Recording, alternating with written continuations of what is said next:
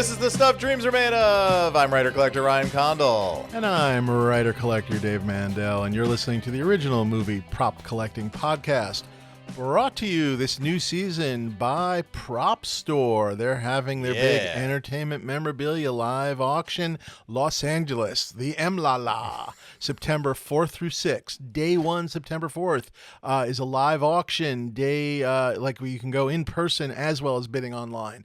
And then days 2 and 3, September 5th and 6th, are online only. That's propstore.com. You can go there right now, download the catalog, take a look at things, because we're going to be talking all about that later in the episode. How are you, Ryan? How's everything? I'm good. I went to a truly execrable musical today. What There's did you this see? little 101 Dalmatians. There's this little it's like moving through town. It was just like a little summer sort of stopover in the Eventum Apollo, which is in Knightsbridge, near or I guess it's in Hammersmith. I mean, it's all down by the river. Quite a ride away from where we are. But this was not for us. It was for the children. The children seemed to enjoy it. I really hated every single minute of it. Was this like a panto, as they say? The Brits I mean, say? it was like high camp. It was just so sort of.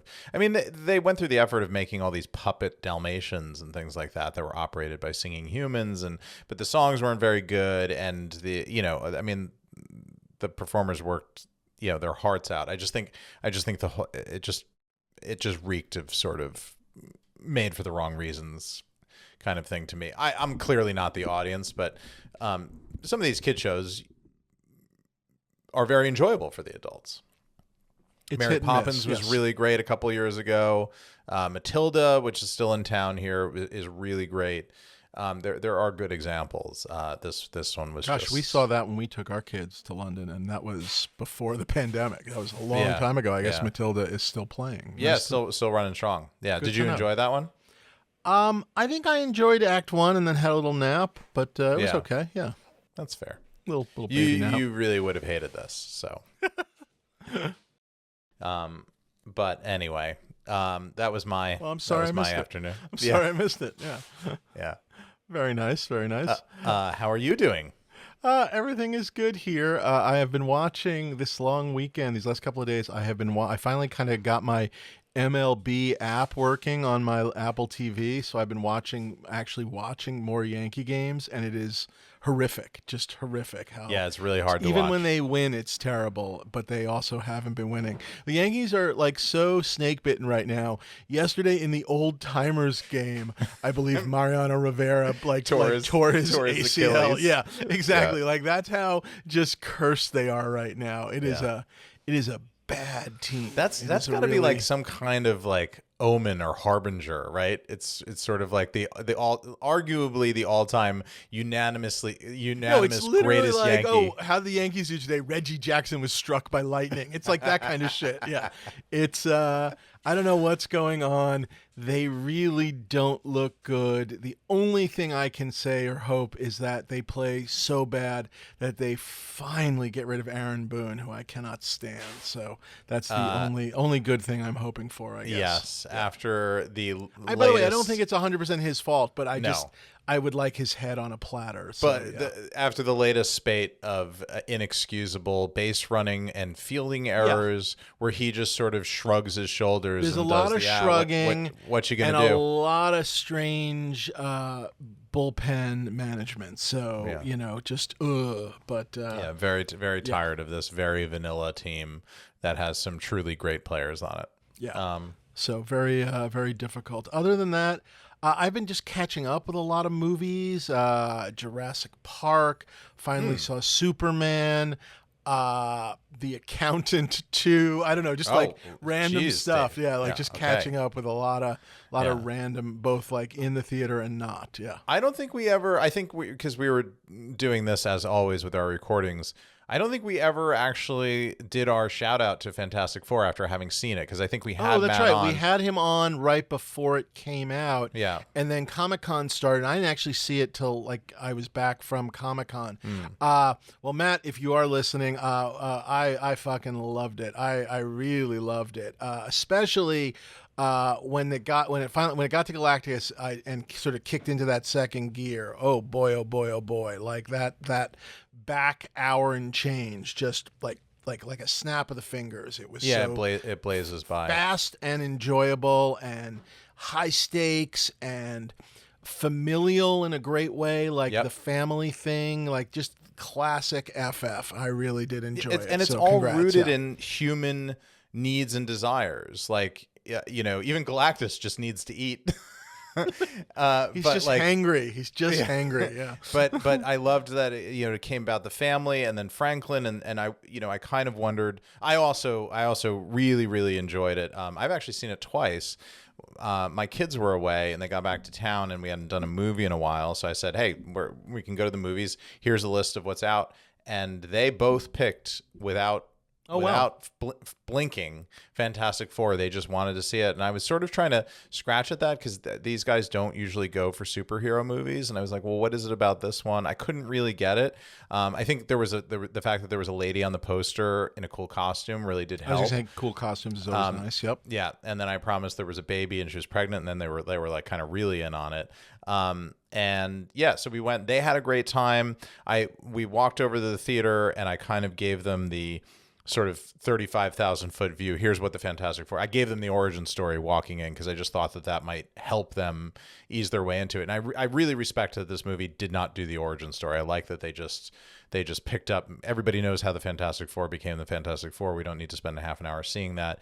And I think that saved us these current sort of, not Marvel movies necessarily. I don't want to impugn them, but it's just like this current spate of genre movie making where every movie is 2 hours and 25 minutes. They're all half an hour too long. The movie should be an hour and 55 minutes. There was something wonderful about, I left that movie feeling like I would not have minded if it had been longer, and I can't say that about anything on planet Earth at this moment. So that was really nice sense of things. So really cool. And all the design stuff was very cohesive, and you kind of tracked it and felt it all the way through. Yeah, just really, really enjoyed it. And there was even some stuff that I noticed the second go along that I did not see the first time. I sort of obliquely read Fantastic Four as a kid, but it was not a thing that I was majorly into. So I knew the broad strokes, but I was not one of the guys that was picking up in every little Easter egg that was dropped along the way. But I did really enjoy it, and the kids did too. So hey, congratulations to Matt and to Marvel. I mean, it does feel like, I don't know, a really exciting kickstart to like whatever's coming next. And I have to wonder whether we all know that kind of in the books, Franklin Richards is a very, very powerful mutant. You have to wonder, is this part of the transition, because we haven't really done a lot of mutant that leads to X-Men? I'm not it's hard to say. I'll say this too, which is I mean, I know things are sort of moving fast in the Marvel universe. I mean, talk about a movie where I would have been very happy to get 3 Fantastic Four movies before we even got to the coming crossover stuff. Right. But I do certainly look forward to, I guess, on the other side of the crossover stuff, whatever happens to the worlds, that like we get another FF movie. But really, really did enjoy it. So yeah, that was very cool. Yeah. So well done, everybody. We have a big, long catalog to go through tonight. Very exciting catalog, actually. But before that, what's new in props, Dave? Do you have a what's new in props? I guess the closest I have to what's new in props is I think I had told you that I had given my neuralizer. I have a neuralizer from Men in Black 2, one of the, obviously the handheld props. It was a working one that was not working, basically, and I passed it on to... I thought yours was from the first movie. We think maybe reused, but I think from the second movie. But I believe from the second movie. But what was I going to say? So I had given it to Tim Ralston, who not only makes wonderful displays, but also is quite good with all of the electronics and whatnot. And these things, I guess, were troublesome even on the set back in the day. And he obviously sort of kind of got it open and took it all apart, got the electronics working and whatnot. But I guess there was a piece of there was some kind of a piece of plastic or something, like acrylic in there or something, I think he said. Or actually, if you hold on, I can find the email and actually read it, which he said there was basically the thing that made it pop up was a piece of acrylic and that was worn and rotting. It was not a good choice for this part. And he was making a nylon copy to help sort of get back to be able to sort of have it pop up and whatnot. Sweet. And got the lights working and whatnot. So I do not have this. I do not have this in my possession yet, probably a couple of weeks away still, but that was the progress report, and I was really, really, really excited. So yeah, Excellent. that was very, very cool. I've actually in never the sort seen of ongoing cleaning up and, getting things looking restoring good. to order. Yeah, exactly. Yeah, I've actually never seen that. You must have been away when you put away somewhere when you had it. So I'm actually looking forward to seeing that. But now I can see. Yeah, it I think it well. was wrapped in, it was like sort of wrapped up in bubble wrap, sort of like on a shelf, but not on display, if that makes any sense, Yeah. which I'm also trying to, even when I don't have really displays made at this point, I am trying just to get things sort of, just so you can see them. I don't know what else to say, trying to make things more visible, I guess. So yeah, that's been kind of good. And if, and as, and the ongoing, like looking at everything too. So yeah, so that's been good. How about you? What's new in props? Excellent. Anything exciting? Well, I have a little thing. The best things in life are free, Dave, and this is this was a recent acquisition. Ooh.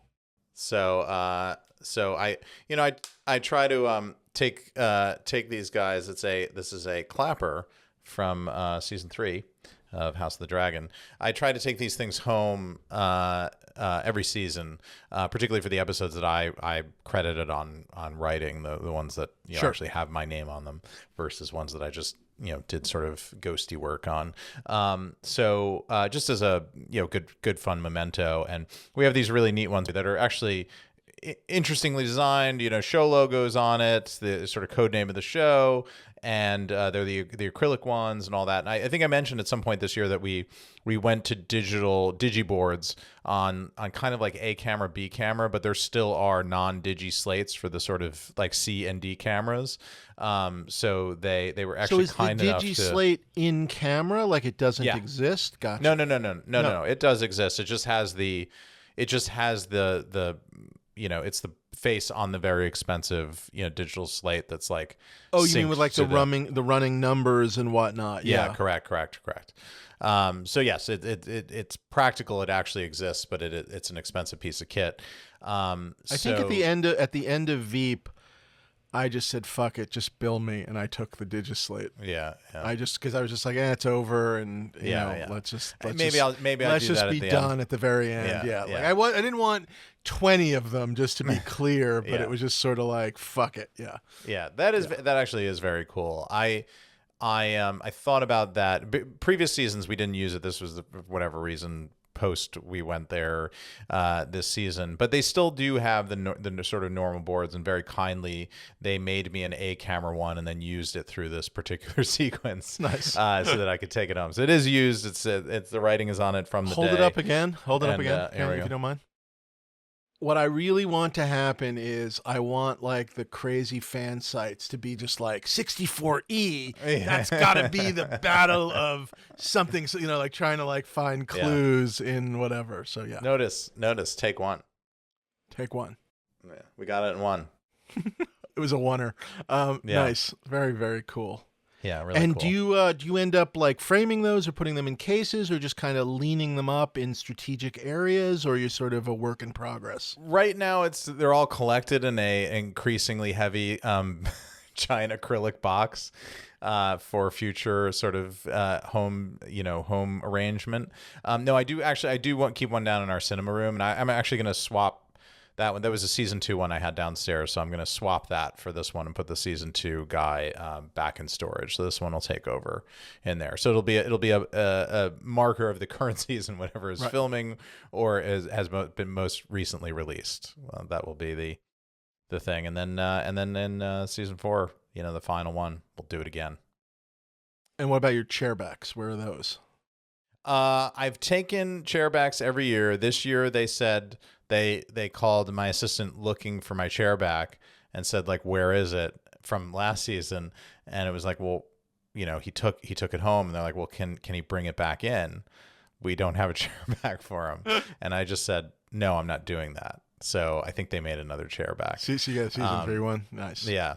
But our chairbacks we have 2 units running, and they're very simple. And actually they, for whatever reason this season, they stopped doing the named cast. So it just says cast or cast 1 or cast 2, cast 3.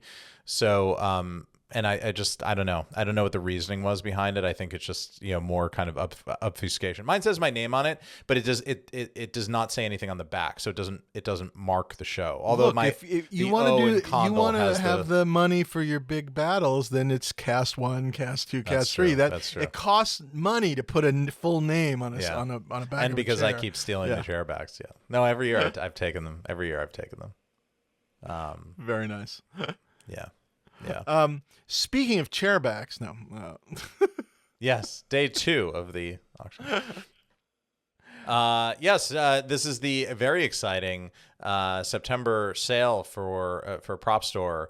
The EMLA live day 1 bidding begins on September 4th. There are 2 follow-up days with the kind of smaller, more reasonably priced, perhaps, or affordably priced lots over days 2 and 3, which is September 5th and 6th. There will not be live bidding for those, but you can not live in-person bidding, but you can bid live on the platform. And I think you can still phone bid on those days, right? You just can't go and attend in person. Is that the way that works? Yeah, I think you can phone bid, and I think you can computer bid. There's no like paddle bidding. Auction floor. Yeah, exactly. Yeah. And I guess we should start with the elephant in the room, which is obviously the lightsaber, and then maybe just kind of save that till the end, or it's like start with it and end with it. Or I thought you were going to say fake and/or guns when you said elephant in the room. Oh, well, I guess that could have been our third What's New in Props. Might as well just get this out of the way. There's a lot of people, I guess, a lot of people kind of bringing some truth, and a lot of people very upset that they're being called out. And I'm going to choose not to take a side for half a second, but I am going to take a side in the name of truth, which is the following. If you are selling a piece, your word is not good enough. If you are selling a piece, and especially if it is coming from Marvel movies, Harry Potter, and other things that it should not be coming from, then it is on you to prove it's real, not on you to prove you get really upset when people call you on these things. And so fake crew members, nameless people, I've bought things where I was told they were from a crew member, and when I purchased them, when I actually went ahead with the purchase, I was then given the name, not to share with the world, but I was given the name, I guess whatever you want to say, in secrecy and quiet, whatever, of the crew member it came from, and their letter saying what it was. Nameless crew members, nameless sort of production things and whatnot. It's all bullshit. And I guess it's a sort of a two-parter, which is, one, it's on you to prove it's real if you're going to sell it to me. But number two, to the buyers out there, again, I don't know what to say. This is not right, and it's not normal. And if you are getting this stuff and you think it's real, and you think, yeah, no, one sold for a lot of money in auction, this one was so much cheaper, there is a reason. It's fake. There can't be that many of these pieces. There cannot be. It doesn't make any sense.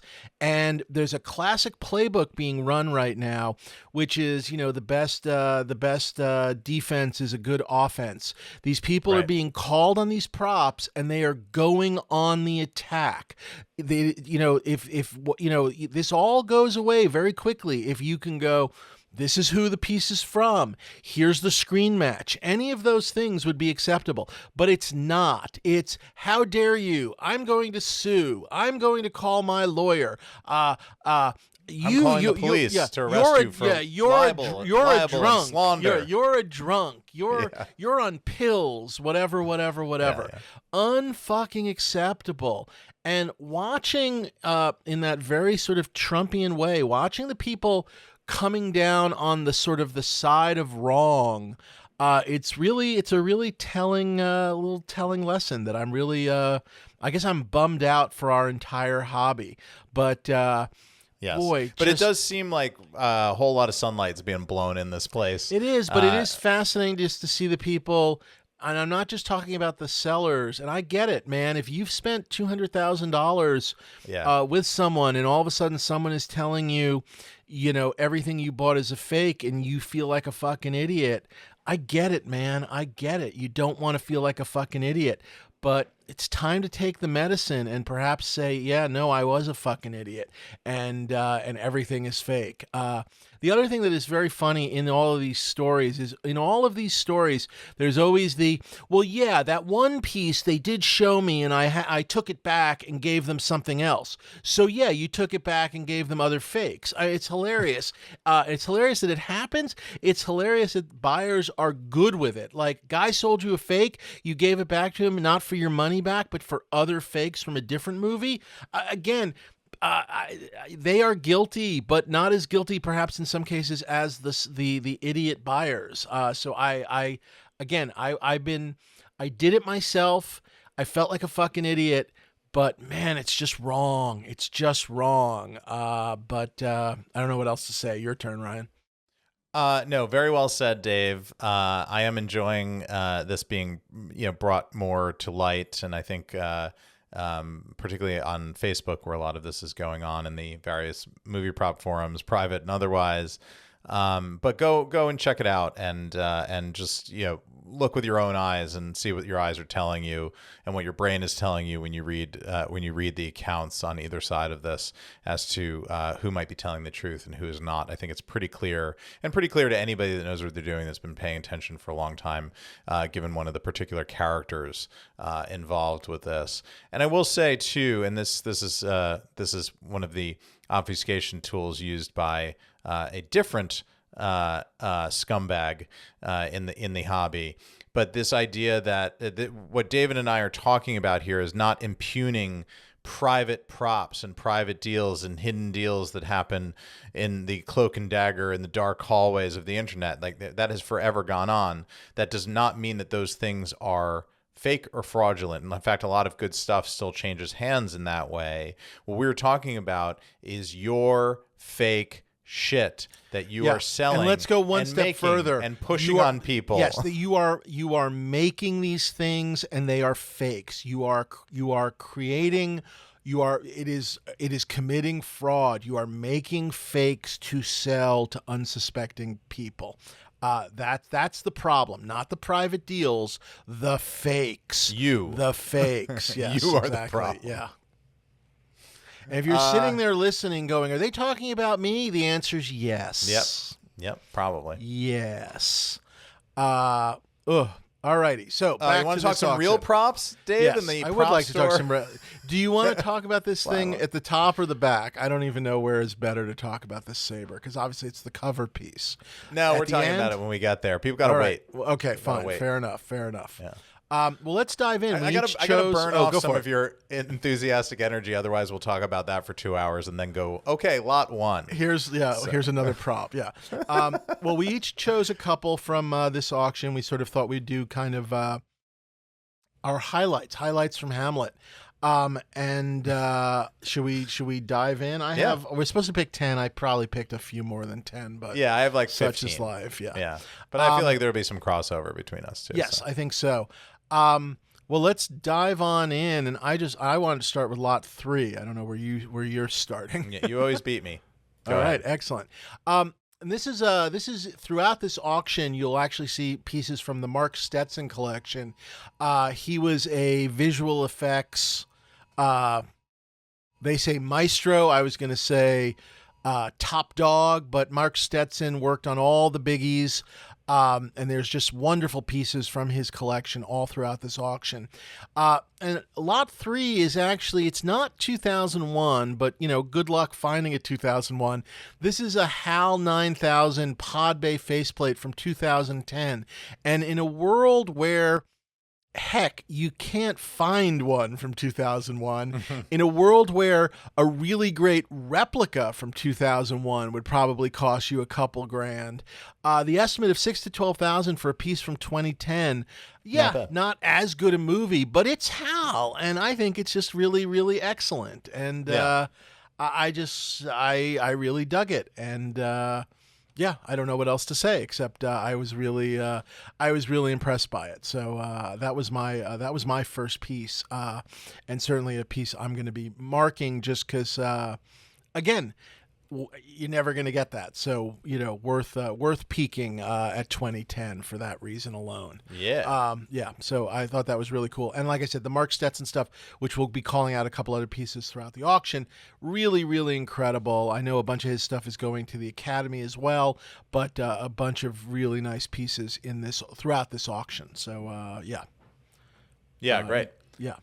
I popped on lot 6 just because it's so horrific. I think you got to look at 6 and 7 together, but 6 is pretty special. Yeah. It's Alex's screen match bedroom poster from A Clockwork Orange. You can imagine what that might entail.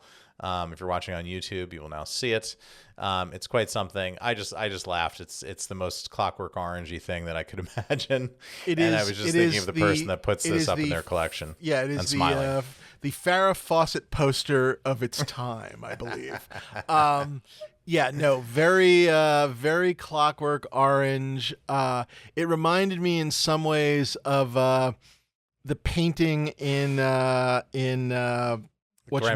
Budapest Hotel, when Boy with Apple is taken and they replace it with the other painting. These have to be connected. Those two yes, things, I have right? to assume that one is a salute to this. Really, really enjoyable. This comes from I guess the title designer Pablo Ferro. It's printed on canvas, believed to be enlarged from a smaller drawing, but still really, really excellent. It's 5 feet by 5 feet, so it's really there's no hiding. There's no hiding it. Yeah, in your mother's dining room. It just seems like you want to have it and then just put it right behind you, like right there behind me, just a big right behind me with my head blocking it. And I also thought lot 7, just because, again, we don't see much from Clockwork Orange to begin with. And then these two pieces, just to have them both in the same auction. Maybe they came from, yes, it says like it came from the designer Pablo Ferro. So this came from him as well. And this is Alex's Cain, Alex and the Droogs. And there's a nice shot of Malcolm McDowell holding the cane, and used in the Singing in the Rain attack scene. So I just thought really, really badass. Yes, it is a, relatively simplistic wooden club, but really, really just cool. And again, we don't see much from this movie, so it seemed kind of special to see these pieces together. So I thought that was really, really neat. Yeah. We don't have to dwell on it. I just briefly wanted to call out lot 10, which is Ian Holmes' screen matched Autodoc rotary bone saw. It's a sort of a companion piece to my Dallas helmet, Dave, because that's the surgery. Yes. I matched my helmet to the surgery scene when Cain has his helmet cut off. So this is actually the saw that cuts through my helmet. So I thought that was kind of a cool thing. But neat piece from Alien. You could kind of get it and kind of just wedge the blades in and just kind of have it. Yeah. Just right there, just displayed like that on the costume. By the way, Gino Sabatino has finally begun, kicked off the making of my new Dallas mannequin. Ooh, very nice. That very process has begun. Very exciting. My next lot is nice. I have a little bit of a lot jump. Where 15. I just briefly wanted to call this out. This John R. Mulaney collection, no relation to the comedian, I think. This John Mulaney had to add the R recently. Go on. That's right. He was a award-winning filmmaker and internationally published artist specializing in technical cutaway art for major sci-fi properties. Commissioned to produce studio-approved published artwork for Star Wars, many science fiction properties. I just really liked this Nostromo painting that is in here in lot number 15. It was commissioned for the Alien Weyland-Yutani report in 2014. I don't know. It's just a really nice painting of the Nostromo that and these that are evokes throughout the auction as well. These are all done after the fact, but they were done for these like really nice high-end books that both sort of often showed the vehicles, but also the interiors of them and whatnot. It's just gorgeous work. A lot of us had these books or have these books in our reference library, and the opportunity to get an original from them is pretty nice. And I thought they were all really cool. I didn't specifically call one out, but they were throughout the auction. I thought they were all really, really cool. So, really neat. Yeah. My next lot is 27. Okay. As we move forward, I was going to say there is a really enjoyable, just a nice alien section, with Ripley's flamethrower and a pulse rifle and a set of Crow's armor with, just some different pieces of the BDUs and stuff, and all just like a lot of really nice, just pieces, I guess we should say, from Aliens. So I thought that was all really cool. Yeah, neat little collection you can make here. And you're calling out 27, which is from the third Alien movie. From Alien 3. This is a Weyland-Yutani commando helmet, and I've always loved the design of these. I don't particularly love Alien 3. This one is just very neat because these were originally made by Terry English, so this is the work that Terry did uniquely for Alien 3. So this is all bashed out in his armor workshop. It's very Terry in the way that it's built and made, and it's such a striking image. The movie is very kind of grim and bleak, and you spend that entire time on the prison planet with all the shaved heads. There's not a lot of military tech about the way there was in Alien and Aliens, and then suddenly at the end, spoiler, when the commandos come charging in from Weyland-Yutani, suddenly it's like, oh, there are pulse rifles and these soldier guys, and what's going on there? I should point out, those are the black pulse rifles, like the one in this auction. It has a black shroud, like the one that I have, which is the black version. So technically speaking, that would go very well with my I guess my pulse rifle, technically.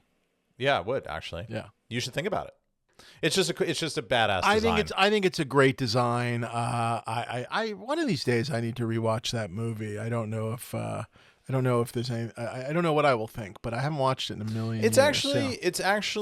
It's good in the sense that like how modern sequels are so bad. It does have a very clear POV to it, and it's really, truly terrifying at points. The sad thing about it now is that it was very early experimental CG, and the CG does not jive at all with the really good practical effects that are in the film. But Fincher does some really interesting things with the suspense and terror of that particular world. It is very much worth a rewatch, but it is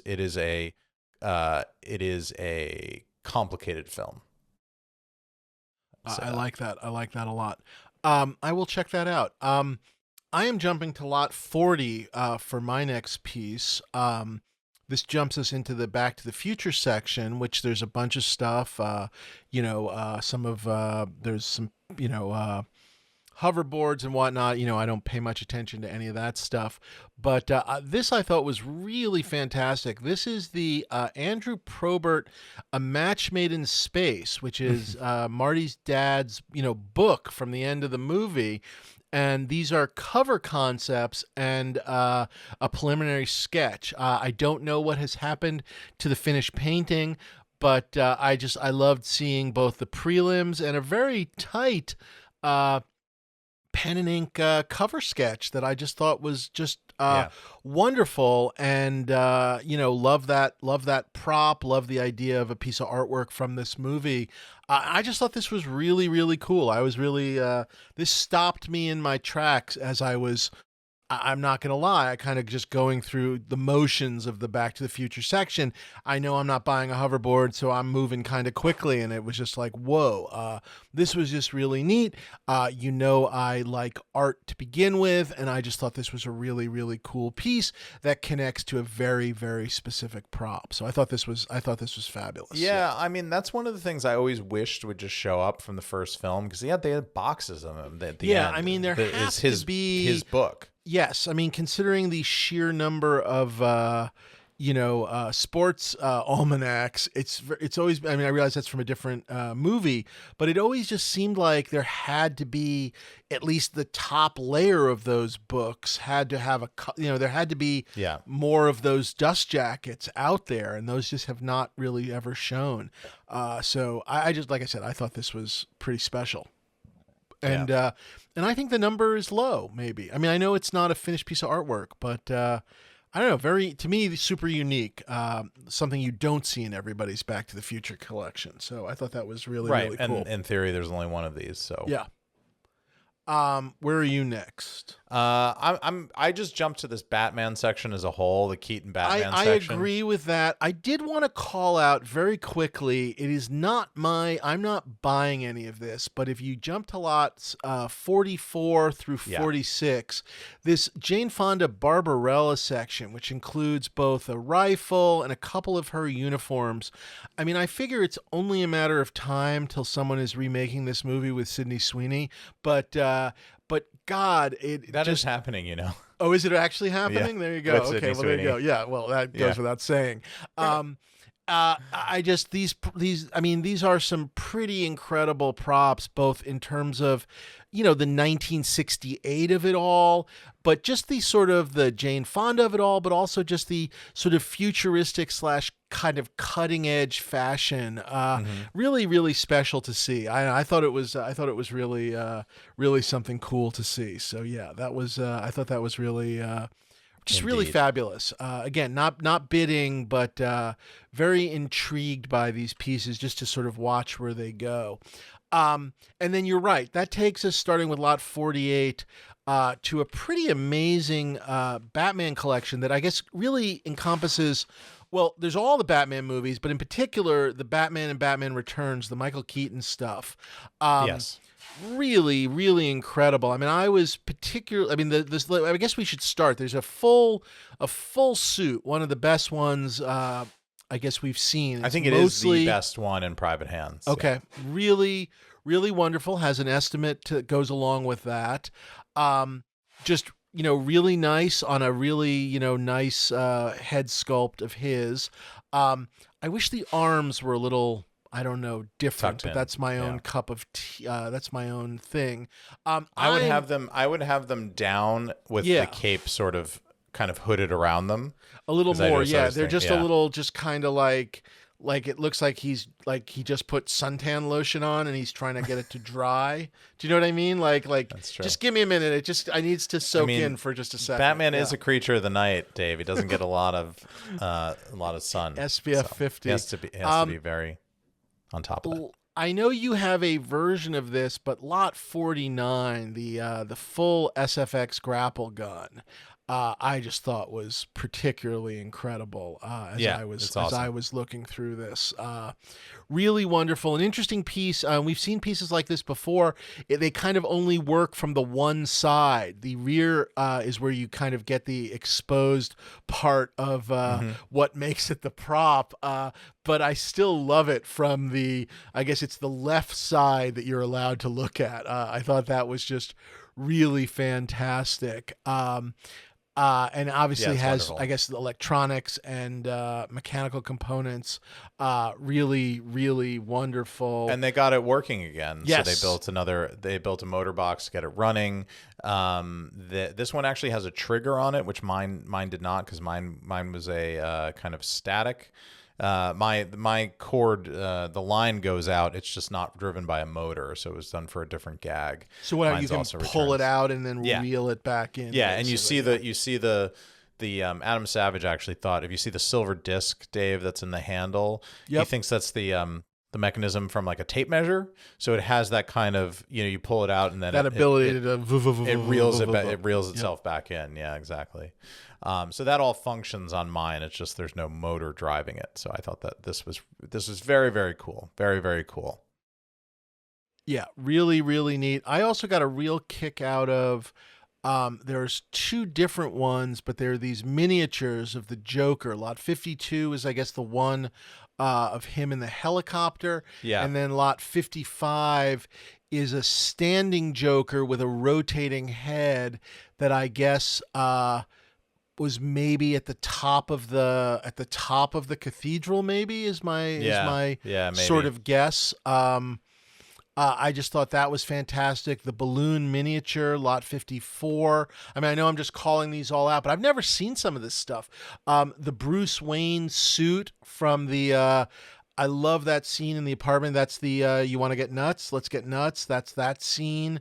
My favorite moment, which is when the Joker and Bruce Wayne both come into Vicky Vale's apartment and they both say the same thing, like a lot, like nice space or a lot of space or something like that. Yeah. I always love that.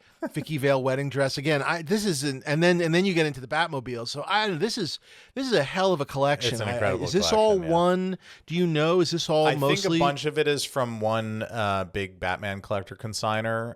Yes, but then there are other things that I know that are not. So I think they just hit a bonanza of Keaton Batman. It's very exciting. I mean, 61, the quarter scale Batmobile filming model from the Bat missile sequence is used for a very specific sequence in Batman Returns when the car turns into the Bat missile, and then there is the Bat missile miniature, lot 62, that follows it up. These things are just really cool, and in theory there's like probably one of these, and it's just one each of these things. I feel like this is the kind of stuff I've only seen, or versions of these things, like at the Warner Brothers like museum. You know what I mean? Don't like have this stuff, they don't honestly, even have these. But I'm just saying, Keaton. like Batmobiles in general. I mean, just the idea of being able to see a Batmobile. And again, you're right. It's a very specific moment, but boy, still just really nicely detailed. I mean, it's really gorgeous looking. That's 61. Yeah. And I love 64, the screen matched target seeking super batarang with the video screen from Batman Returns. Oh yes, that with very funny gag. the Watchmen, that built into it. Yep. Yeah. I also thought 65, just the Penguins hat and vest. Like I knew what that was instantly. And you could obviously pair it with 66, which is one of the pyro special, the spinning umbrella. Yeah. And just those three things alone, I mean, the two look great too, but boy, really, really nice. And then another gun, the 71, which is the zipline gun. I love that this fires one. in both We didn't directions. know that this even existed until it came out here. So this was one of those kind of lost Bat Tool pieces. This one is very, very cool. You say 71. Lost, just meaning that you just didn't know anyone actually had Correct. It, or it never hadn't been seen since production. Wow, okay. Yeah, it hadn't been seen since production, as far as I know. I think this was kind of a surprise to all the Bat people that I talked to. So it's a good one. Prepare for some fisticuffs on that one. I assume fisticuffs on a lot of this stuff. I mean, I think so. I mean, again, I think whether you knew about this stuff or not, it's been buried in collections like for a pretty long time. I mean, I don't remember a lot of this stuff even in auction ever. So it's been a while. This is a hell of a section. I thought this was, in going through this catalog, getting past the cover for a second, this all stopped me in my tracks. Did you ever get past the cover? No, well, I'm still looking at the cover, but I just really, this Keaton Batman section was really, really something special. Yeah, it's killer. Yeah, really, really nice, really wonderful. I jumped pretty deep after sorry, this. really quickly, are you? Does any of that give you pause? I mean, obviously, Yeah. I mean, sure, you a have ton an of incredible Batman collection already, but Yes, and I have to weigh all this up with like what else is going on. It's all part of the calculus, but yes, I hit this section and hit this skids myself because I was just my eyes were doing this. Where do I go? So yeah, there definitely is a bunch of stuff in there that interests me. I think I need to. I think I need my bidding plan first, and unfortunately, because it's B. This stuff always comes up first, which sometimes is great. Exactly the thing I was sort of thinking about, which is like this was where I will really regret what I don't bid on, later on when I don't win. Yeah. I mean I'm very happy. I have the bullet insignia from the first movie. And I don't need the full suit. I know that. I know I don't need the full suit, but boy, it would be incredible to get one of those two weapons would be pretty incredible. The Batmobile would be pretty incredible. Obviously very expensive.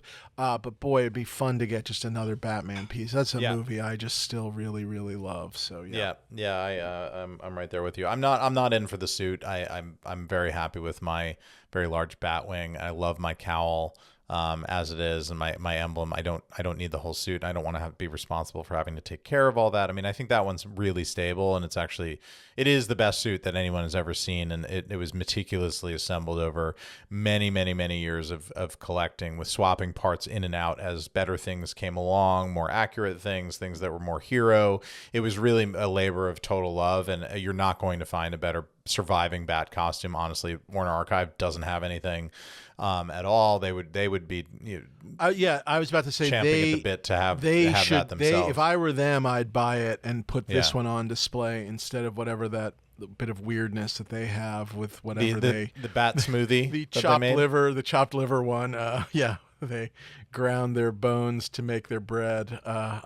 Some version of that, right? Something. Yeah, really, they should. I mean, I hope they don't because I want to see it in a collection, but I would get it if they wanted it. They should want it, but anyway. I agree wholeheartedly. Yes, this does give me a lot of pause and a lot to think about for sure. I jump way ahead after this. I cruised for a long while after this. My next lot is actually 181. I don't know where you go. Oh, I'm actually going to go a bit before that. This was sort of a two-parter, and these are another two pieces from the Mark Stetson collection. 95 and 96. 95 is just another Tyrell Corporation headquarters facade where I guess they basically took a painting of the model, mounted it, and then just stuck on all these sort of lights and stuff, and then we're able to just sort of throw those in the background of the cityscape, basically. And I guess there was a couple of these, and I just think it looks really fabulous. I just love the way it looks. And then Lot 96 is Stetson put in a little mini collection of 6 Ridley grams. And I was actually, this is something I don't need all 6. But I'd love to get like 1 or 2 of these if someone's interested in splitting this lot. I think it'd be really fun to have. It just would be really fun to frame up a Ridley Graham or 2 and call it a day. You know what I mean? I don't need an entire script. I don't need an entire book. It would just be fun to have a couple of these. They look like 1 or 2 of them is the interior of the spinner. Maybe it just seemed like very fun. Have those and call it a day. I think I'd be really.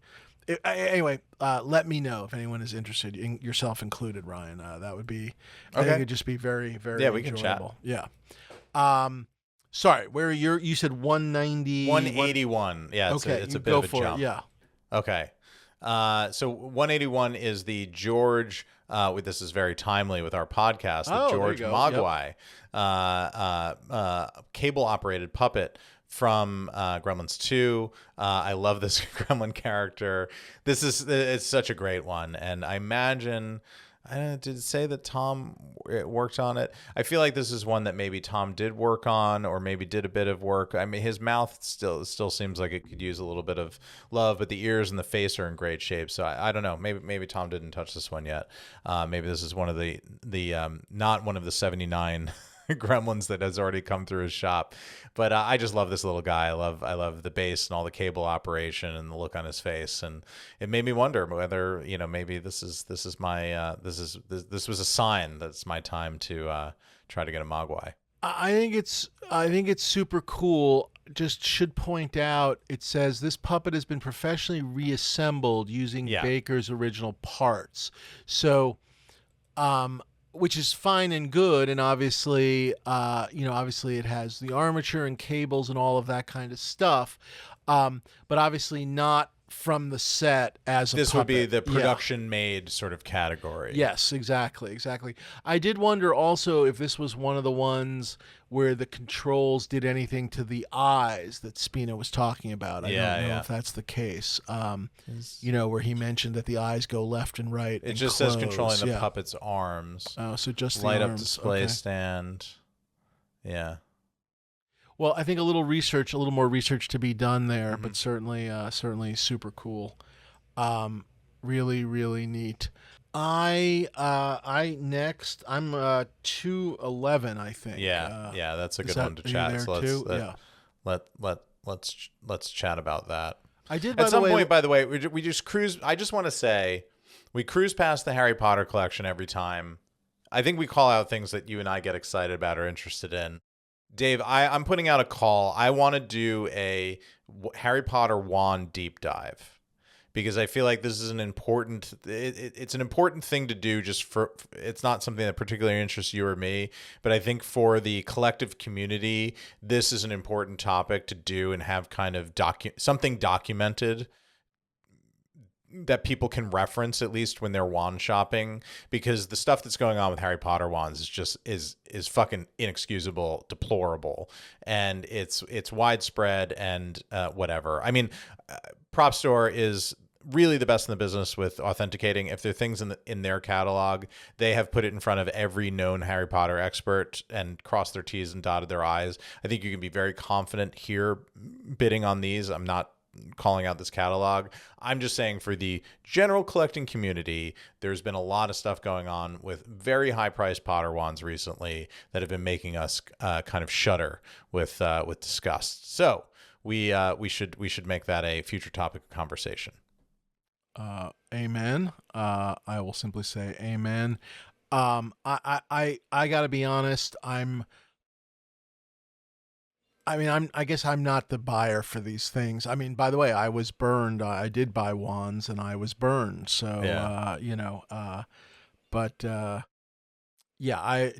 I would be very careful. And, I feel pretty good about these wands. Especially the light up ones, I think. Yeah, the Azkaban one is really neat. Where is that?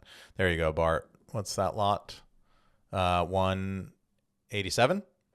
I also liked the track 9 3/4 thing. Yeah. But what I also like about the track 9 3/4 is I haven't seen 100 of them. Do you know what I mean? There's that too. Yeah. But that's lot 191 for anybody following along. I also, by the way, liked, not that I'm buying it, lot 210, the Clint Eastwood, the suit from In the Line of Fire, just because I really like that movie. I'm not buying his suit, but it has a really nice Clint Eastwood label in it, and I do. No more really wardrobe. Yeah, no, exactly. But that gets us to 211. And by the way, I should say, we're going to look at this whip and this belt, which is pretty incredible. But another really nice little section that they've built of especially Indy and the Last Crusade stuff. I thought the suits, especially the Henry Jones, the Sean Connery with the bullet wound and the blood from the back end of the film, I thought is particularly spectacular. I thought the motorcycle is great. The Shankara stone is really nice. I'll let you know lot 213, which is Joe Johnston's script from Raiders. That used to be mine. So please bid. That's a pretty cool one from Joe is himself. that you consigned it or I did. Okay. Did Wow. I did. Oh wow. But so I think this is a hell of a section. I mean, I got to see the motorcycle in person. And I should point out, by the way, I don't know by the time when this airs, but we'll start having, I'm visiting Propstore, and we'll start having a bunch of videos on our YouTube channel as I get to go and manhandle the props. So that will be very fun. Or Mandel handle the props. But let's loop us back to this belt and whip from Indiana. Yeah, anyway, exactly. It could be a whole YouTube series of you inappropriately touching props, Dave. Lot 211, Indiana Jones. Awesome. 8-foot bullwhip, belt, and whip holster. This is really incredible. And I'm not going to lie, the part that it's funny. We've seen a lot of whips in our time. What I love about this one, I guess number one is that the sort of, the twisty is still around the belt, kind of holding it in place. The sort of, these sort of like metal ties to secure them in. Often on whips, we've seen the marks from those things, kind of a distinct like stripe or indentation. No, not that often, but we've seen them. We have seen those. But I've never seen the clips themselves, which this one, very simple metal, whatever, but very cool to see. And then the belt itself, which I've never seen before, which is just incredible. Yeah, this is really great. I mean, I actually saw this in person this week. I did not touch it, but I was standing 4 inches away from it, looking very closely at all of it and ogling it. It's really something else. It's really gorgeous. There are actually 2 tie-offs. There's a tie-off holding the whip together, and then there's a tie-off holding the whip loop together as like almost a fail-safe, sort of belt and braces for the little snap that's on the whip holster. All gorgeous. This is, as it calls out in the lot, this is an 8-foot whip, and in our recent, we were actually saying, I think David, Brandon, and I, maybe we were talking offline. We actually need to go back and do we talked about it maybe on our lightsabers episode. We need to go back and do another like a whip deep dive 2.0 because a lot has been learned over the last new 2 years or information so. on whips. Yeah. And the rarity of these. Thank you to the 4Ks, by the way, which have really helped. I think for the first time now. New whips.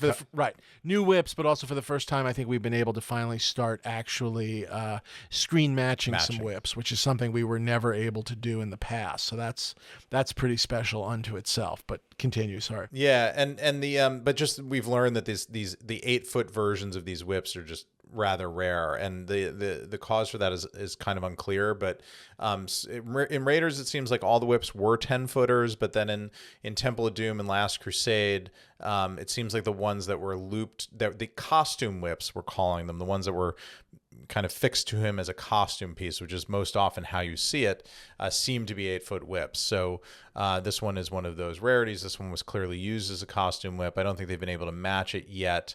That's not to say that'll never happen.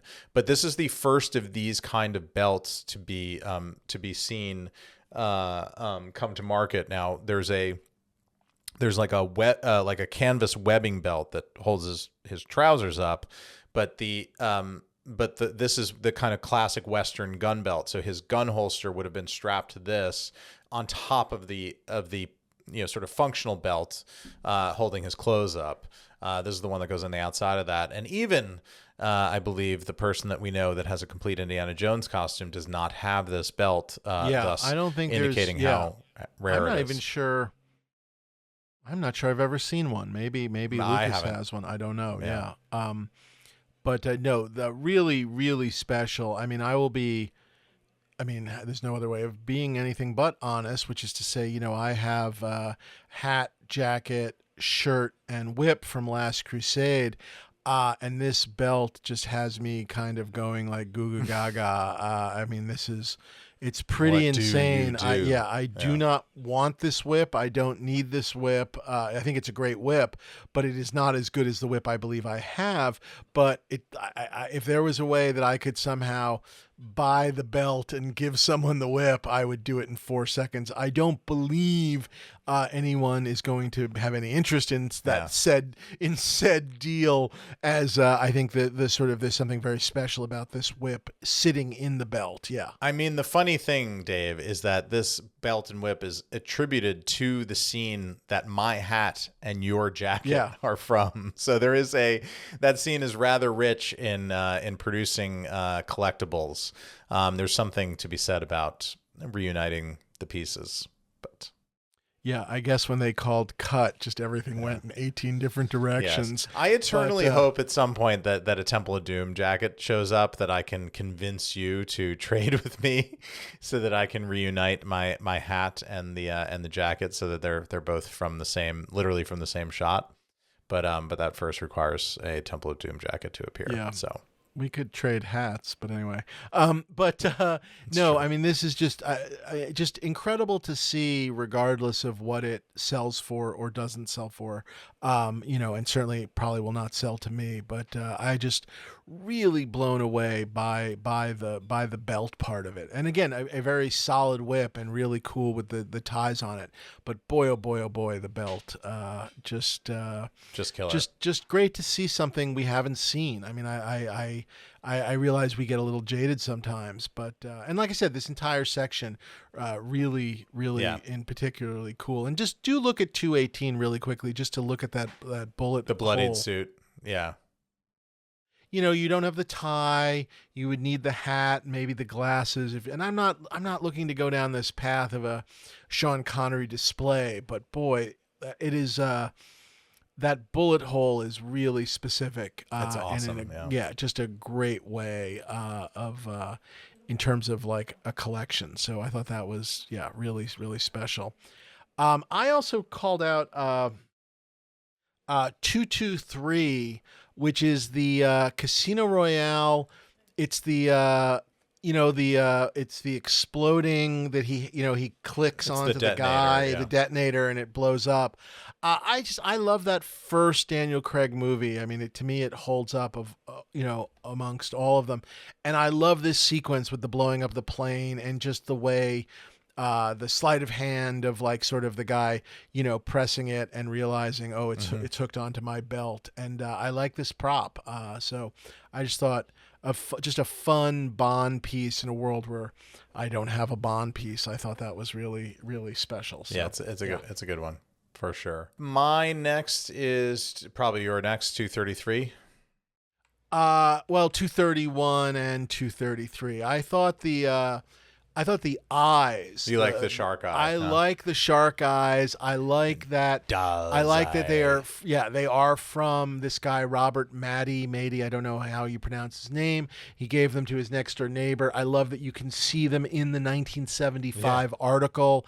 I love, with a lot of the things, like some of the fins and things, there were multiple sharks over multiple years. These are the eyes from 1975. So I love that these are the eyes. And I do feel like, even though obviously they are not in a giant shark body, I feel like when you look at them, you know what they are in a kind of a great way. I just think they're really, really fantastic. So I thought that was, I just thought they were really great. And then 233, which is the Jaws clapper. We have seen Propstore has sold one of these before. This one, there's a really nice piece of footage in one of the documentaries where they actually have looks like a nice piece of footage of this clapper being used. There are variations to these clappers. This one, I should point out, has a B for Bill Butler as opposed to a W for William Butler, which you see on some of the other clappers. There are different units in the picture that they're showing in here. They're showing the W Butler from the A camera, which is so the photo that they're showing is actually not this clapper, but there is plenty of reference of this clapper. I get a kick out of it. It's got some chalk on the back. I'm not sure I care much about the chalk markings on the back. This one obviously had tape on it. You don't see, unfortunately, much of the tape residue. And I don't know, because I haven't seen it in person. It looks like this one had just a single dowel. I think there was another one that had 2 dowels, but this one just looks like a single dowel. But just, I mean, gorgeous. I've always liked these. Obviously, Jaws, the big anniversary this year. This is certainly something I'm going to keep my eye on, along with the eyes. I wish the eyes were after this, because I don't see myself going after the eyes and then this. It was almost like what happens here, but obviously I'm sure there'll be plenty of takers. But this is pretty special, and like I said, there's some really good reference. Maybe we'll stick a shot up of some of the reference that we have for this sucker, so that I can encourage other people to bid on it. I'm calling out 234, which just made me laugh, which I guess is from Waterworld, but it's an Orca model that I guess Mark Stetson, who we've spoken about, stuck into Waterworld just as some I guess they just needed some stuff in an underwater shot to fill the scene, so he stuck an Orca like a Jaws joke. Yeah, nice little Jaws joke, exactly. So I thought that was pretty enjoyable. Where are we next? I go to 255 next. This is Sauron's helmet from Fellowship of the Ring, from that incredible opening prologue.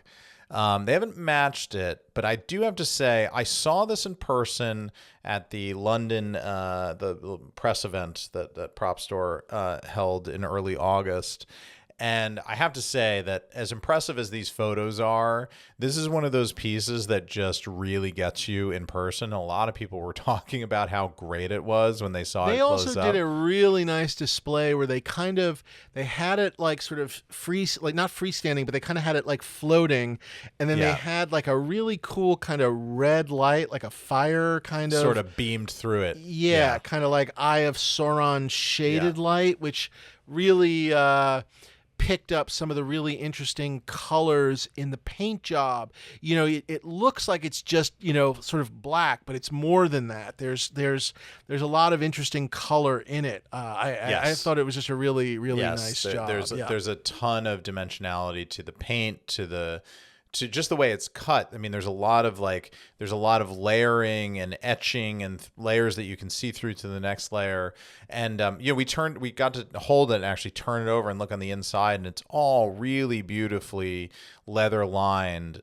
Really finished work, almost as if to be able to be filmed inside or outside, which you wouldn't see on something that was production made or whatever. It just feels like a finished piece. And again, I know it hasn't matched. They couldn't have made that many of these simply because of how little this appears in the film, but this one felt pretty damn good. This was in that original Lord of the Rings auction all those years ago, yes? Yes, the Julian's auction in 2013. Yeah. So these had all been tracked down by one individual collector. I don't know if we're allowed to say his name or not, but there was one collector who had kind of gone out there and basically Bombadil.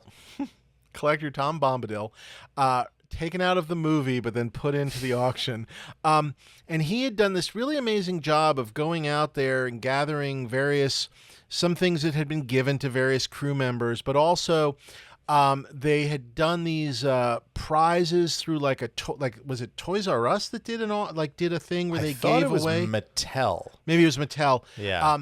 Where they had given away key weapons from the movie, like a giveaway, and he kind of tracked down the winners and then bought the various swords and bow and arrow and Gimli's axe and whatnot. And then had also gone to United Cutlery, who ended up making some of the replicas, but they had been given a lot of pieces from production to make the replicas out of. And this is all early on, because they needed lead time. So I guess this is one of the pieces that went to United Cutlery. I think it's stunning. I really do. Yeah, it's incredible. Yeah, very evocative. My Witch King piece is different, but that has similarities in terms of Nazgul artistic. hardware. Yes, the artistry of it in terms of the look and the feel.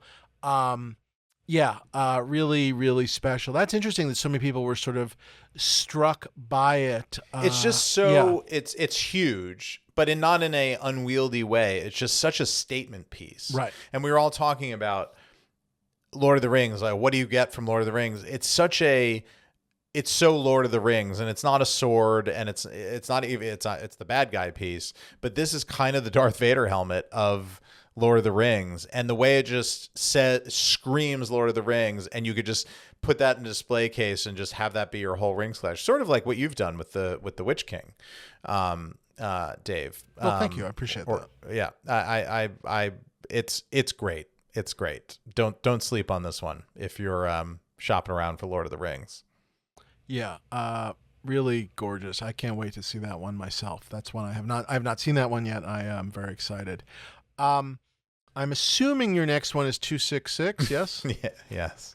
I didn't even bother writing it down because I knew I wouldn't have to waste one of my bullets on this fine piece. Speaking of neuralizers, go for it. Yeah, good segue from earlier. We should have had you lead into the catalog discussion.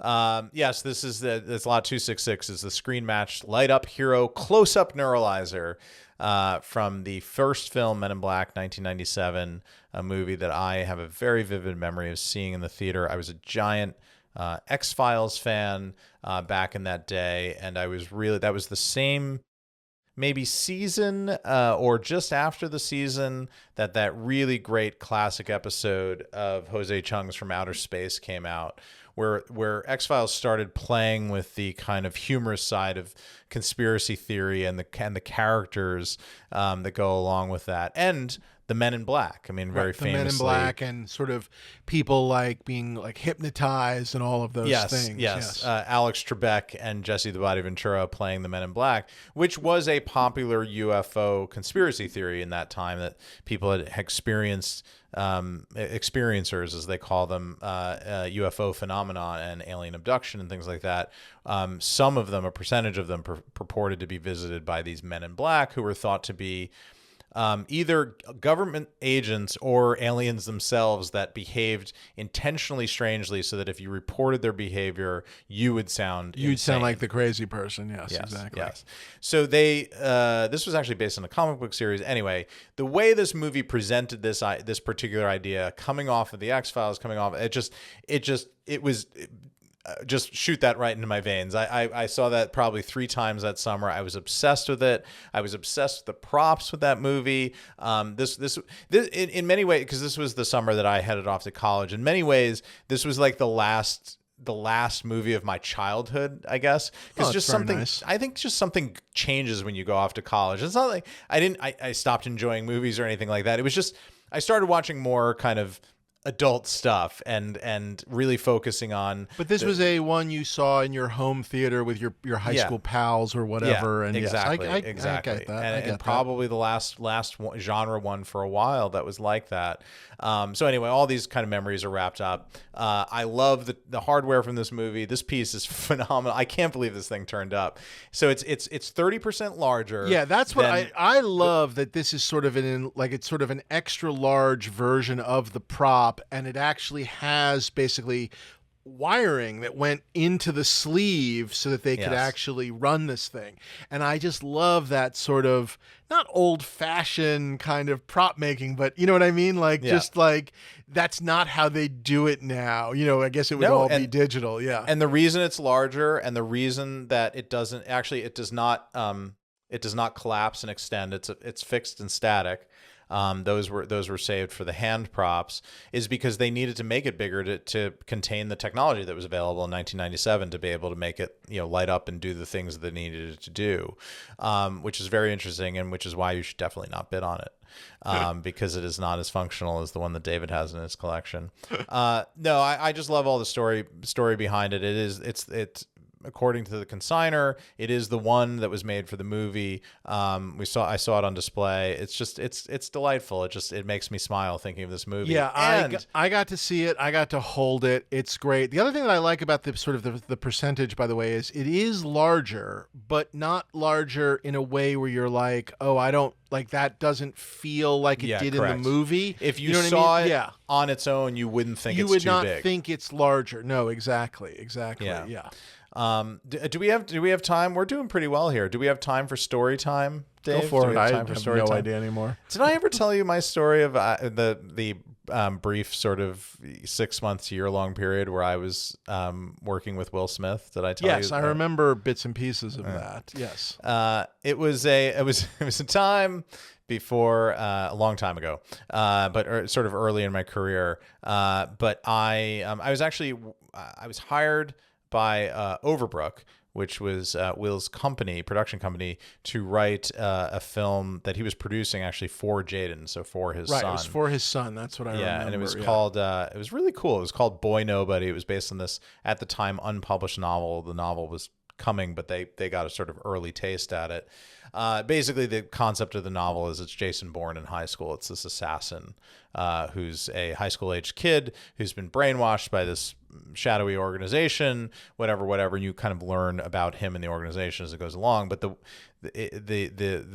reason this organization uses children is because children are the last person that you'd expect. So they would befriend the kids of these targets, getting close to them, get behind their security, and then kind of take them out and then vanish into the night. So it was sort of a fascinating thing, and I did well on it. I mean, it went far enough along that at some point I was developing with Will's producers and things like that. But at some point I got invited out to go see Will himself, which freaked me out and was such an exciting thing. And I was like, well, I guess you got to go for it, because you're just like you don't get to do these things every once in a while, only once or twice in a career or a lifetime. But I remember like driving out there and I was just terrified because I held him on such a high pedestal because he was just such a fixture of my youth and my childhood. And I was like, please don't let this be disappointing, because I love Men in Black so much and whatever. And so I got out there and then I arrived and was promptly informed that his producing partner was going to be like 45 minutes late to the meeting. And I was like, So, and now I'm here and I don't have anything to do. And they're just like, well, it was quite a far way away from where I live. So they're just like, well, you might as well just come inside and wait. Fine. And then I just became very conscious of like, obviously there's security around and things like that. Are they and watching me? And I didn't want to be on my phone because I just imagined they were just looking at me he's going, oh, Will Smith, whatever, Instagram. And I'm not on social media at all. So I had my notebook with me. So I just remember I took out my notebook and I was like taking notes on that movie or something else that I was doing just to pass the time. I took it as a chance to be focused and present instead of just, zombieing out on my phone. And sure enough, like 3 minutes later, like Will just showed up and he's like, hey man, how's it going? And I thought he was just coming out to say hi. I was like, that's what kind of, and he just like sat down and just shot the shit with me for like half an hour. Oh, wow. Before this producer arrived. And we talked about, I went to school in outside of Philadelphia. He obviously West Philadelphia, born and raised. So we had the crossovers and things like that. And I got to tell him what a big fan I was of the movie. And I had a delightful time. And although the movie never got made, it did lead to other work with Will and his company. And I just had this really, nice, fun run with him. And I just really enjoyed it. And it was like one of those things like, that's a megawatt celebrity encounter, and there are only a few people that are at that sort of level. I've met Arnold Schwarzenegger, I've met Mel Gibson, your buddy, and there's just a different wattage level, and Will had that thing, the celebrity stare, where he makes you feel like you're the only person in the room, and he just has that right. He learns your name, he says it, and you just feel like, yes, Will Smith, I'll do whatever you want. I'll do it. Just send me up that hill. The megaton charisma, and it was a great experience, and I just really enjoyed it. So there you go. That's my Will Smith story. That's a good story. And now you can take that boy nun money and buy the neuralizer. Can I? I have a feeling that my 2012, 2011 quote was probably not high enough to pay for a 2025 neuralizer, but we'll see. It's definitely on the list. Keeping a close eye on this. Much in the way the Men in Black act very sort of oddly, so that when you tell the story of it, you sound like the crazy person. When you bid on a neuralizer $75,000 to $150,000, you then, in telling the story, sound like a crazy sound person. Like a fucking crazy person. That may or may not have been visited by aliens. But Dave, it's shiny and it lights up. It's two of my favorite features. It does light up. I just, like I said, the controls on it, the date and all of that kind of stuff, which obviously is not on the other neuralizers. It's really fabulous. It's a gorgeous piece. I early on, I was up at Propstore and I kind of got to hold this, and it was I don't know how you're going to avoid this one. I mean, there's a lot of good stuff in this auction, but I don't know. This is the one where I was like, oh, poor Ryan. So yeah, there is. So I'm going to be Bart. We should rig up cut in right here where Tommy Lee Jones is going to come in and do the flashy thing on the whole audience, and they're going to forget that the neuralizer even exists. There. Just goes lot 265, lot 267. Just what happened to 266? And here we're gonna do an abrupt cut right here in the podcast. Ready? I am just a figment of your imagination. So lot 284, Dave, was my next one. It's Rick Dalton's Screen Match Betty Flamethrower Tank and Backpack. You know what? I marked that as well, but I did want to give a shout out because I still love it to 276, which is the Meerschaum pipe from National Treasure, the one that is the key. You and National Treasure. I know. Bless you. I still think the props are great. I really do. And another piece from the Dave Mandel collection, lot 279, the Tim Burton hand-painted tile. This was the Lisa Marie fire sale when she found out he was leaving her for what's her name? And she had like a garage. Yeah, Helena Bonham Carter. And she had a garage sale where she basically sold all the shit he had given her. So this was a hand-painted tile. Matches up very nicely with the penguin umbrella, if you look at it, very Tim Burton. And now you're selling it because you found out that Propstore has a lightsaber. Yeah, exactly. I agree with you. 284, the flamethrower from the. It's 14, so awesome. Yeah, the 14. What is it? 14 fists of McCluskey. Is that right? Yeah. When he at the end of that movie, when he's talking with the hairdresser, the guy next door, Jay, whatever his name is, and it's like he's telling him the story. Sebring. Jay Sebring, and by the way, there's I guess an interesting documentary on Jay Sebring just came out. That is starting to play, I think, theaters and festivals, which I'm very intrigued by. I'd like to check that out. Keep me posted on that. I want to see that. I will indeed.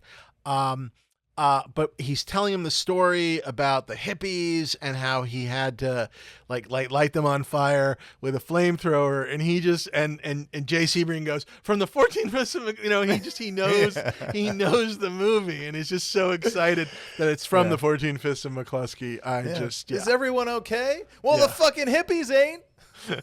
That's such a This might be my favorite Tarantino movie. I think it might have just eclipsed everything else, but I love it. And they've been shooting the sequel, the Brad Pitt, I don't know, the Further Adventures of Cliff Booth, which just still sounds fake. The notion of the Tarantino script directed by David Fincher for Netflix. I mean, none of it sounds real. It sounds like something in an episode of something else, but apparently it is real. Yeah.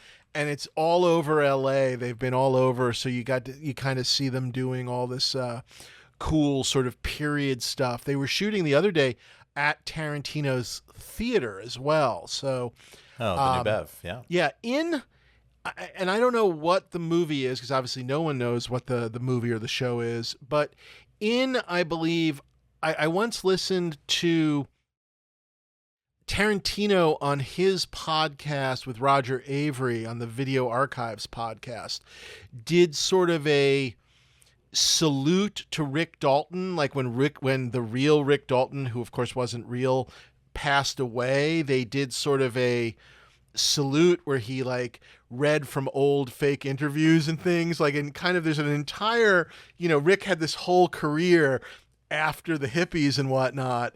And bits and pieces of this are in the novelization of Once Upon a Time in Hollywood, which I highly recommend as well.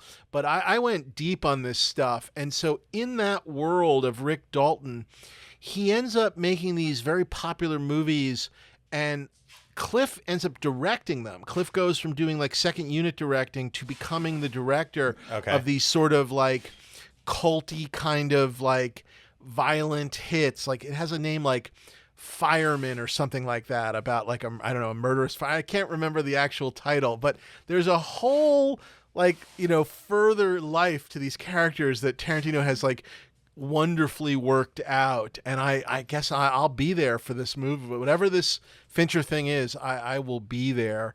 I also got a real kick out of the Wolf's Tooth dog food, some of the Bounty Law magazines and stuff. I've always wanted something from this movie. I'm sure the Betty flamethrower will go more than I'd like. We'll go nuts. But if you want to split lot 287, I'd be in for that. Is that the pair of the cans? The two dog tooth, yeah. Yeah, I would certainly be up for that. What flavors do we have here? Raccoon, and what's the other one? I can't even see. Can't tell. Vitamin D units.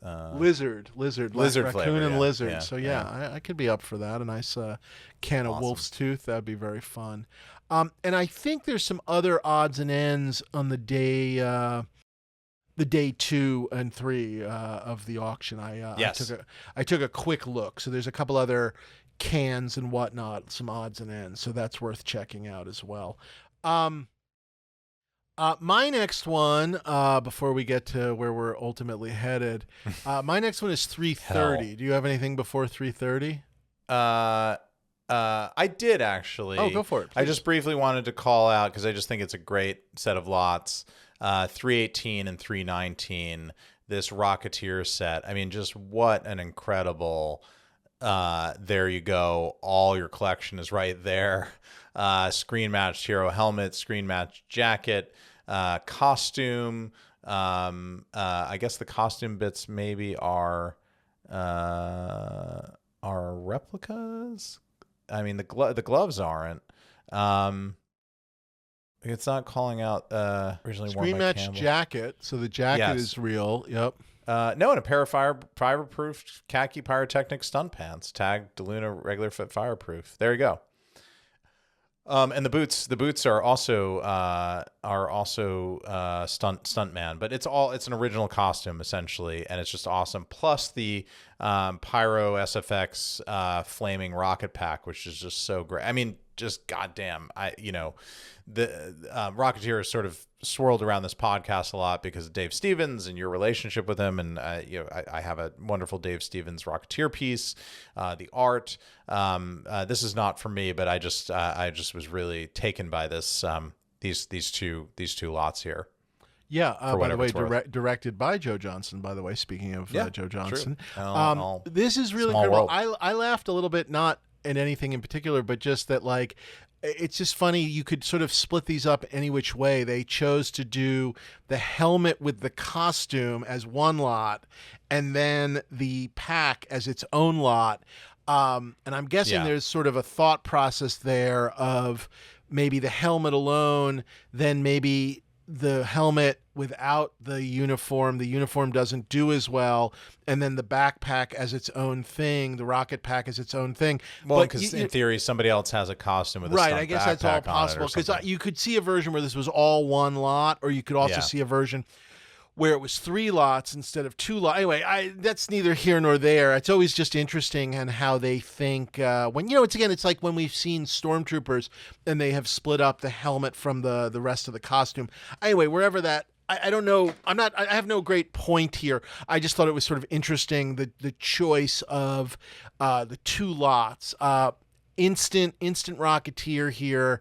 I love, the movie works for me enough. Even the comic itself, God bless Dave, who the art is incredible. The story's fine.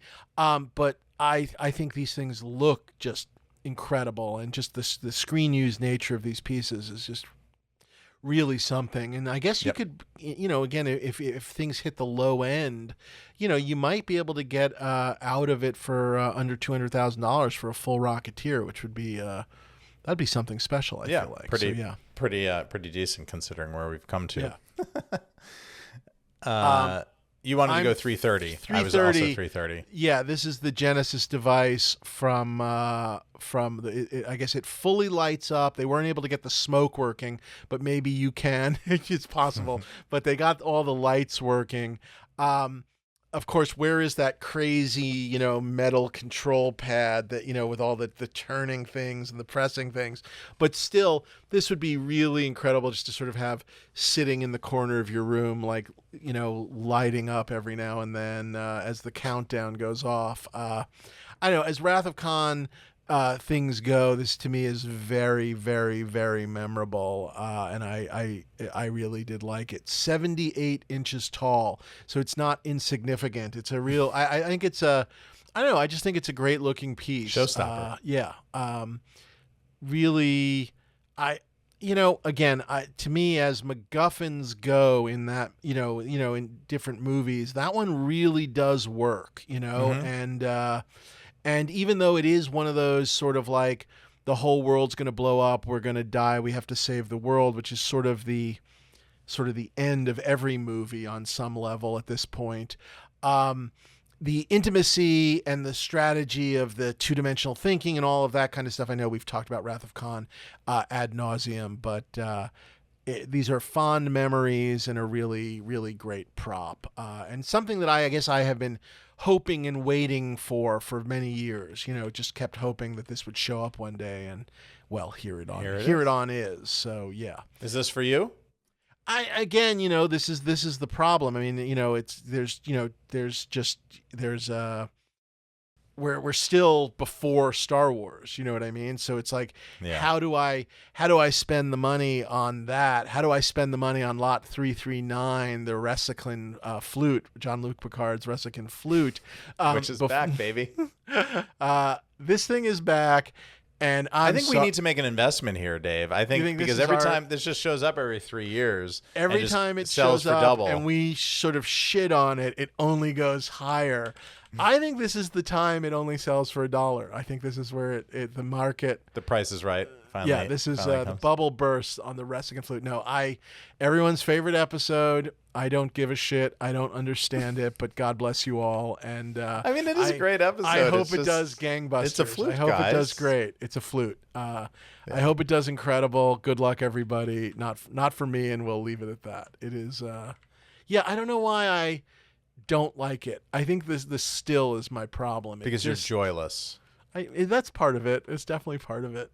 I don't know. Sorry. So leave it at that.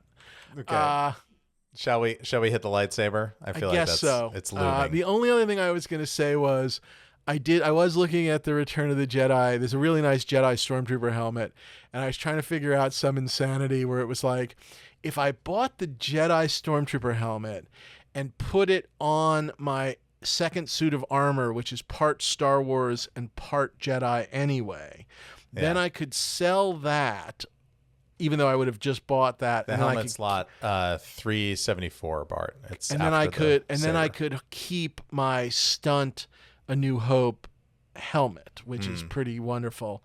But that also seems like that is the Star Wars equivalent of buying the whip and the belt and assuming that someone will take and I don't think it really makes any sense, but fair. It's a nice helmet. It's a nice example of a Jedi helmet. I also just wanted to say if before we get to lightsaber, the lot immediately after at 371, it's just very nice to see a properly attributed crew gift snowspeeder. Yes. It is a snowspeeder. It was a crew gift. They were all crew gifts. Anything that isn't labeled a crew gift that looks like that is not accurate. We'll leave it at that. We'll leave it at that. Okay. I So did magical wanna, lot hold on, 370. before that one, one Yes. for you, lot 383. These are the set of 22 ILM screening room chairs for your screening I did room. see that, but and I they did are think about really old and really kind of like they do Shitty. not. They don't really look that comfortable, but. I was laughing at the idea of like, on the one hand, you'd be like, I've recreated the ILM screening room from the 90s or whatever, from the 80s or something. And yet people be sitting there going, God, it's not particularly comfortable. Like, How much did you spend on Yeah. Yeah. No, it's nostalgia. You sit in the nostalgia. You're comforted by the nostalgia, not by the chair. Yes, I did see this and think about it, and then I did the same calculus as you. I was thinking that if you could buy two chairs, if it was not all 22. Yeah. That it would be fun to put like, I don't know, up against the wall or something, not your main sit-in chairs, but to have like another little sitting area, or even outside your screening room or something, two chairs from the ILM screening room. That's George's seat. No one gets to sit in it. Yeah, exactly. He's but always with you. All 22 chairs seemed like a lot. So It's a lot. It's a lot. Yeah. It's a lot of. That's a lot of right. chairs. A lot of right. uncomfortable chairs. Now stop stalling, Dave. We're talking lightsaber. What can we possibly say here? We should plug our own episodes. Yes. So we've done a deep dive on the lightsaber, all the Star Wars lightsabers from the original trilogy. Those aired. The first bit of which aired last week. The second bit, where we actually get into Empire and Jedi, is yet to air at the airing of this podcast, but that is coming next. So you will hear that next. To this saber in particular, among other things. It is. I mean, we've both held it. Yeah, I've held it numerous times. I've made multiple visits to just sort of hold it, and I mean, the second time I realized I was taking the same pictures I took the first time. You know what I mean? Like it was pointless. It was like, why am I even pretending to take these pictures? There's no new information here. I just wanted to hold it a couple of more minutes. Yeah. I've been fortunate enough now. There are 3 known hero lightsabers in private hands. I've held all 3 of them. I'm never gonna own one of them, but at least I can say I'm one of the rare people on the planet that's outside of the Star Wars production who also hasn't been to the Lucasfilm archives, who has held these 3 hero lightsabers. That is the great irony. Just think of how many you'd have held if you. I don't know. No, it doesn't really make any sense. But yeah,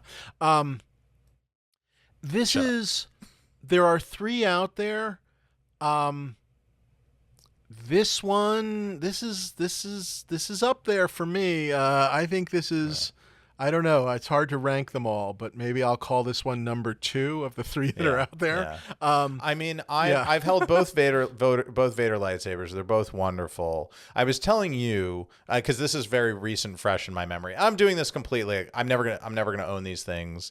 They're outside of the realm of my reality. I'm also not going to bid against you. All sorts of reasons.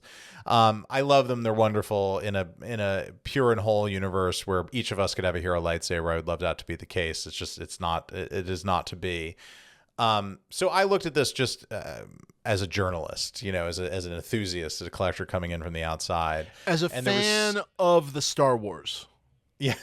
Yes, all 3 Star Wars. And there was something about this one in particular, and I said to you, it feels like a real weapon in a way that I don't remember the other ones feeling that way, and it's been a long time. I don't remember well enough holding the other one, but the other out there in the world is the other Vader saber. It's the belt saber that he wears on his belt in Empire and Jedi, and it is. I want to be really clear about this. It is fucking spectacular, and it is photo matched up the wazoo. It is fucking spectacular. But there is something about this one, because it was the fighting one, because it is the one, and again, take you back to whatever, I'm 10 years old, 1980.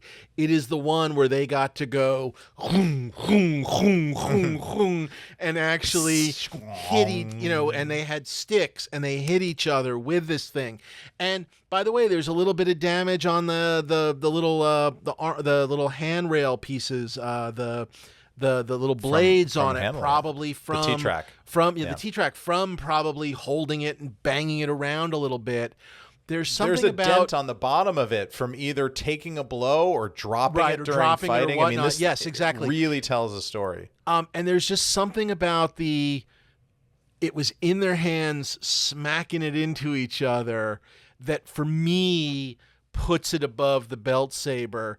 But yes, if someone were to give me the belt saber tomorrow, I would happily go, I don't need this. I want to be really clear about that. If there's anyone thinking about my birthday in September, so it's not about one being bad. It is just this one, because of the fighting, just pushes it that much more to the top of I agree. Of these things that are just incredible. Yeah. In my job, this is a professional requirement, it has nothing to do with anything else. I'm required to hold a lot of swords. And there's something about this particular build that made it feel like a sword to me. And that's, they had to, it's not just the rod coming into it. They had to do all this crazy. It is funny. The rod does so much to it that the one without the rod, I don't know. It's like it is different. I don't know. It's like in our heads, but it is different. But continue. Sorry. I totally agree. But if you look at the supplemental manual on this, they will show you they actually took this to a local vet and X-rayed the thing, and they saw that the rod actually goes down through more than half of the lightsaber. Yeah, basically itself, the rod is just stabilized with these extra screws to basically lock plates. it in. Yeah, plates, reinforcement plates, so that they could really whack it around. Go at it. But what that creates is this kind of sword-like balance in the piece, and the piece is it's front-weighted the way a sword would be. You always talk about the point of balance on a sword, which always sits a little above the hilt of the weapon, and you want a pommel that's heavy enough to kind of counterbalance the weight of the blade. Because you want most of the weight to sit down by the handle. You don't want the weight to be evenly distributed across the sword. And look, I don't know what the point of balance is on this thing. I don't know what happens when you attach the actual fighting rod to it. It just felt like a wieldable weapon in a way. The wooden dowel, which would have attached on, and wrapped around with the light tape, whatnot, does not weigh particularly much. It might be it might give you a little weight because it's long, but at a time, and again, who knows if it was on purpose, they put the plates in to hold it in tight, but at the same time, Lucas is very famous at the time for really wanting them to wield it with two hands and really, feel the weight. And so it gave it the weight that allowed it to really, as you say, feel sword-like. It really, again, whether on purpose or not, it did the job. There is an incredible magic in this piece. And doing this job, this side gig, whatever this podcast is, I've gotten to hold some pretty amazing props that I'm never going to own. This to me was right up there with the Ruby Slippers. Just the awe of this being passed into my hand and holding those things. And Dave, look. It's not my money. We've had this conversation so many more times. I'm not sure. Podcast. I got to be honest. I'm not sure it's my money. I think, unfortunately, the Ruby Slippers, I don't know. It's funny. I feel like the Ruby Slippers somehow, and again, they're different, but they are the same. Mm-hmm. I feel like we have opened up a portal for to those hell. Of you, those of you that have been listening to the podcast for the last 5 years, complaining that everything that we're talking about is really expensive, I feel like you ain't seen nothing yet. The Ruby Slippers have just opened up this pathway into this world of, $1 million props in a way that we just weren't there before. I really Yeah, and then the It's Rosebud. hard to say it's unfortunate. It's a fact. It is what it is. And I do think we are starting to see the world where we are going to be talking about these things on, just two different levels. And this is just going to occupy this other level that is just beyond. And I guess, look, there's a world where I don't have the X-Wing, and this is really where it gets tough. I guess given the choice, I'm pretty happy with the X-Wing. I mean, it's a little bit of a Sophie's choice. I'm not really sure. By the way, I have a lightsaber in my collection. It is not a hero lightsaber, but it is incredible. A lightsaber nonetheless. It's a resin Luke lightsaber from Jedi. It's really great. It is not this, but it is pretty great. It's pretty incredible. And you have Darth Vader's helmet too, which all love and respect for your X-Wing. I still rank your Vader helmet above the X-Wing. Fair enough. But I do have that, screen used, screen matched, etc. So I am not, what's the word I'm looking for? I'm not crying. I don't know if this is possible. I do believe this is going to go, just hog wild, and I'm just not sure.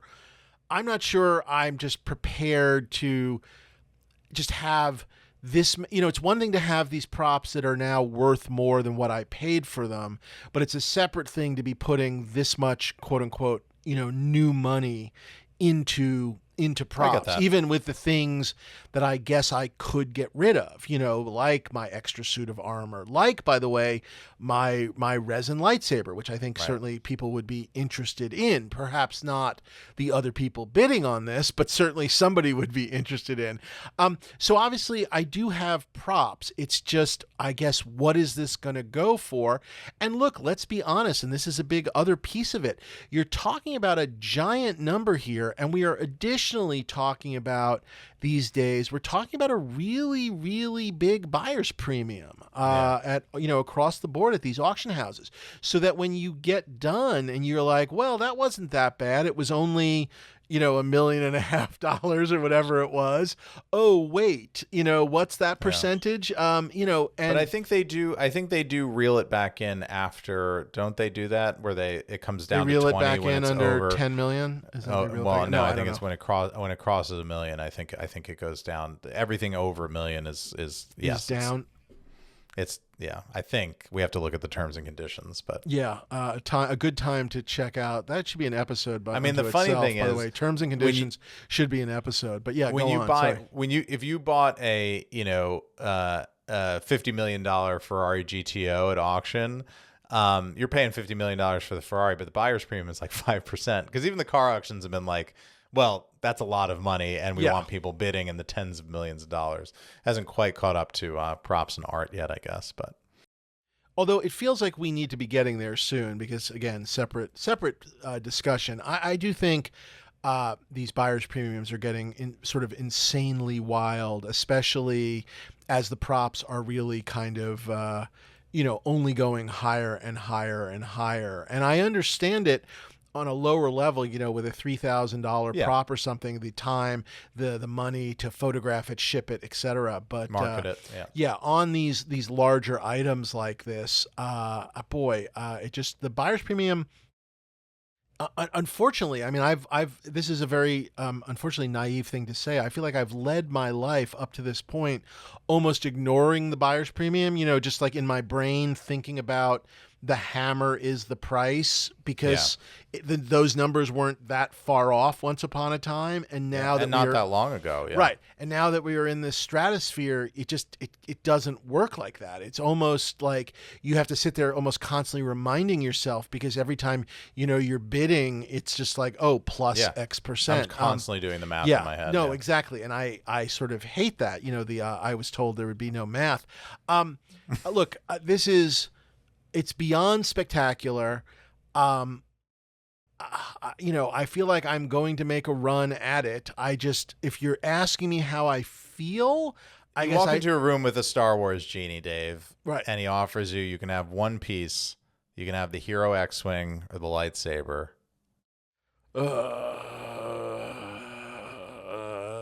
I'll probably stick with my X-Wing just because I don't know. All right, but I'm not. But I'm sure someone else would say that this is the larger answer because somehow this is more recognizable, but I guess that's not how my brain works. I guess the X-Wing at the end of the day, just because of the ILM and the scratch built and all of everything that the special effects means in that world, I guess, to me and like my, once upon a time young brain, but that doesn't make this any less incredible. And it's honestly...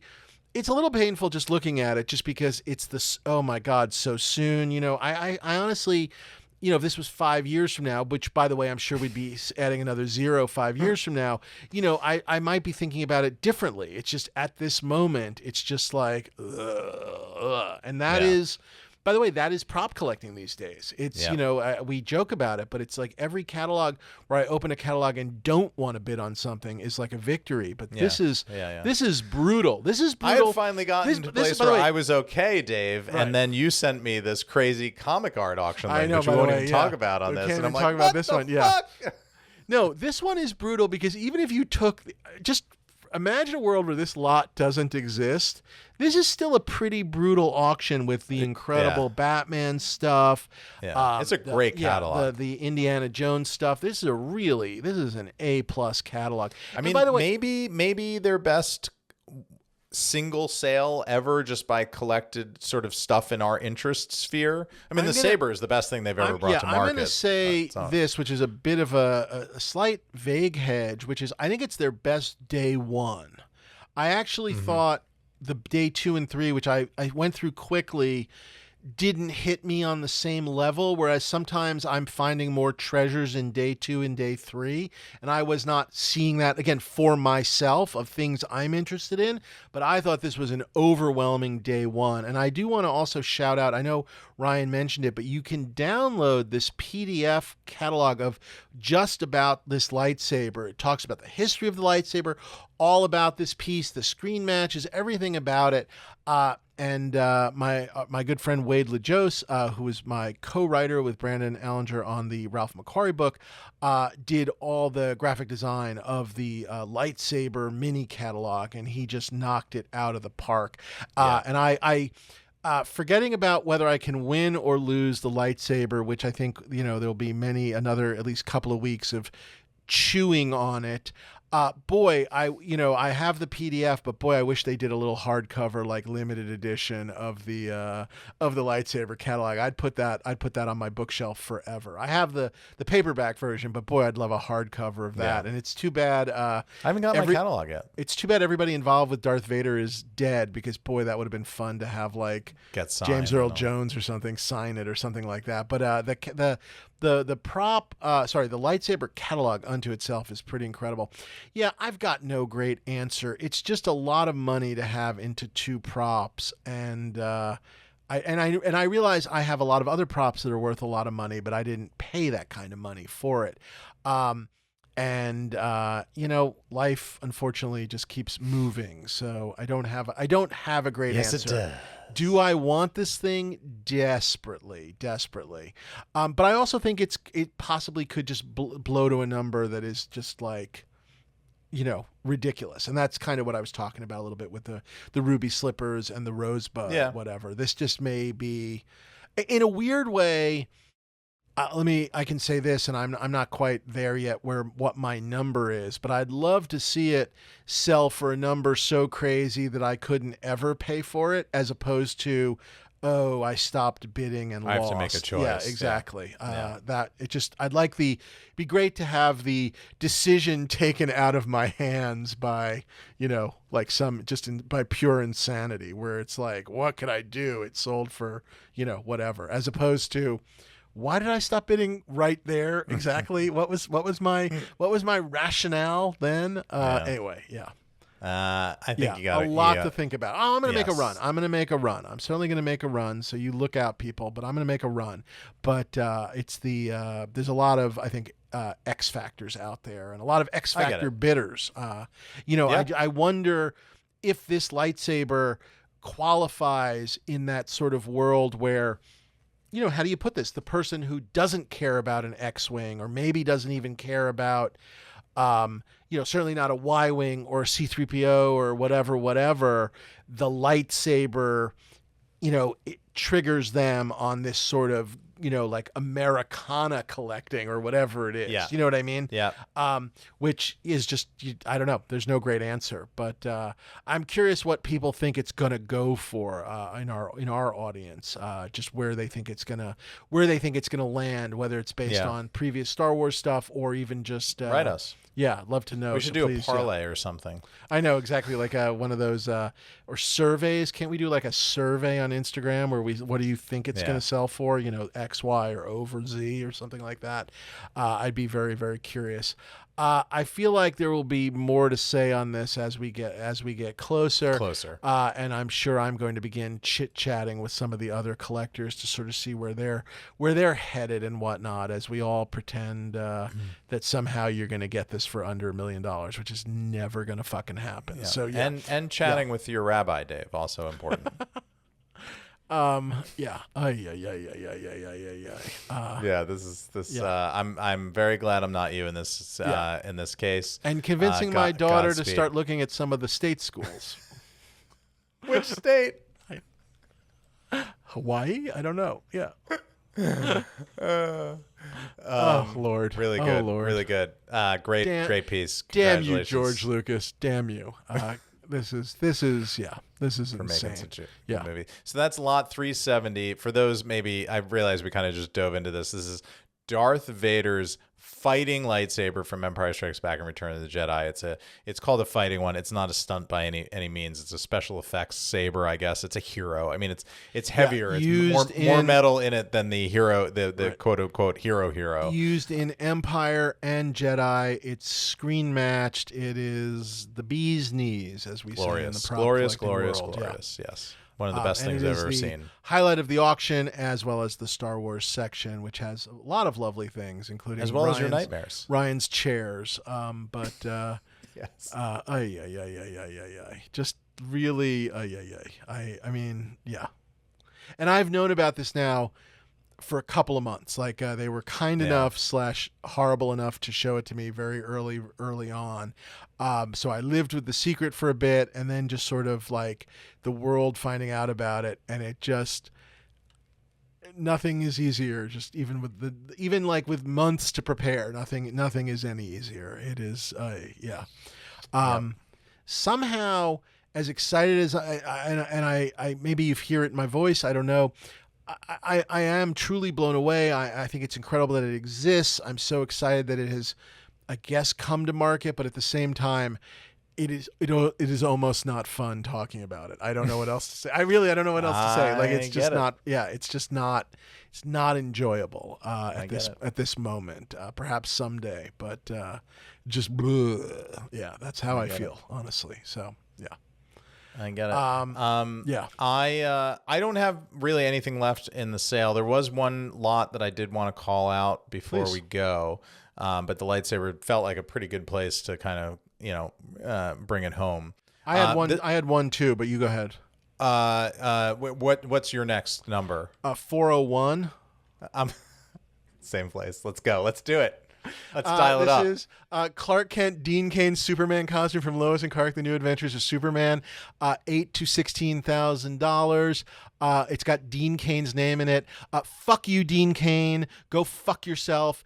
Anyone who bids on this is a big asshole. I don't fucking care. Dean Cain should go to hell and die. He is a monster. I guess he's going to be an ICE agent, only I guess because there's no fucking audition for that. Go fuck yourself, Dean Cain. Fuck this prop. Fuck whatever. I'm sorry, person who owns it. I was just gonna go with you could put it on, Dave, and lure in immigrant children who think that they're about to meet Superman, and then trick them. This might actually be one of the more effective. You know what? He ICE couldn't uniforms do that because people would just be like, I don't understand. I don't want to meet that terrible actor. And the he worst stinks. Superman. The worst Superman, which is saying a fucking and the lot. The worst person too. It turns out. This is just horrible. What a poorly timed lot this was for the everyone. consignor. Yeah, unless the consigner is Dean Cain, in which case I co-sign my Cain. co-host. Yeah. Go fuck yourself, Dean Cain. And in which case, Dean Cain, come to the preview night on the roof of the Peterson so we can push you off of it. Fuck you. And then you could just say he accidentally fell out a window, Yeah. Dave. Yeah, no, he was trying to show he got drunk and he said he could fly. I don't know what happened. And if anyone is listening to the show being like, oh, I don't really like politics with my props, fuck you too. Stop listening. I don't fucking care. I do not fucking care. We can afford it. Just turn We don't the have show, any listeners anyway. Yeah, just turn the show fucking off and never come back and go fuck yourself and go fuck Dean Cain, okay? So there you go. Enjoy. Yeah. Well, that's it for me. I'm also spent. That was quite a ramp emotional transition there at the end. What an incredible sale. Thank you. Bravo Propstore. Bravo giving Propstore. us a lot to chew on and chew over. And thank you, Dean Cain, for giving us an ending. Yeah. Endings are hard. Endings are tough. Yeah. They really are. That one was as all good endings are, both unexpected yet totally inevitable. We were always headed there to Dean Cain land.